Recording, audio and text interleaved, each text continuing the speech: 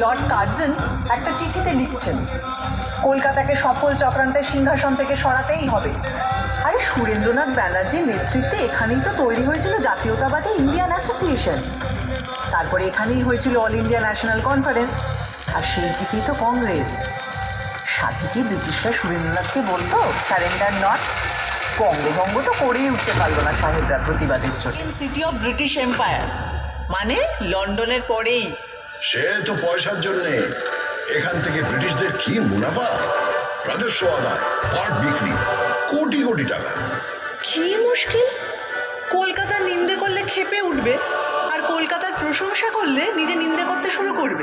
শয় লোক মরেছে, আর অন্য লোকেরা তাদের ডিঙিয়ে নির্দ্বিধায় অফিস করেছে, আড্ডা মারতে গেছে। ফ্যান দাও ফ্যান দাও চিৎকার চাপা দিতে দরজা জানলা বন্ধ করে গ্রামাফোনের গান শুনেছে।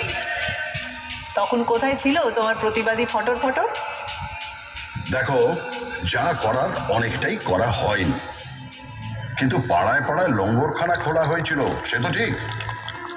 আর দুর্ভিক্ষটা সরকার, রাজনীতিবিদ, আমলাদেরও তৈরি। স্বয়ং উইনস্টন চার্চিলও সে দায় এড়াতে পারেন না অতগুলো লোকের মৃত্যুর, যাদের সম্পর্কে তিনি বলেছিলেন, এমনি না খেতে পাওয়া বাঙালিরা আরেকটু না খেতে পেলে বিরাট ক্ষতি নেই।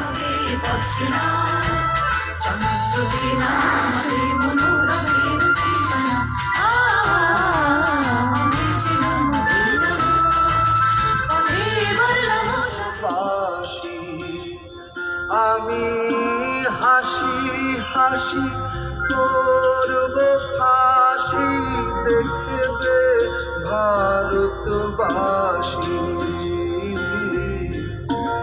একবার বিদায় দে মা, ঘুরে আসি। একবার বিদায় দে মা, ঘুরে আসি।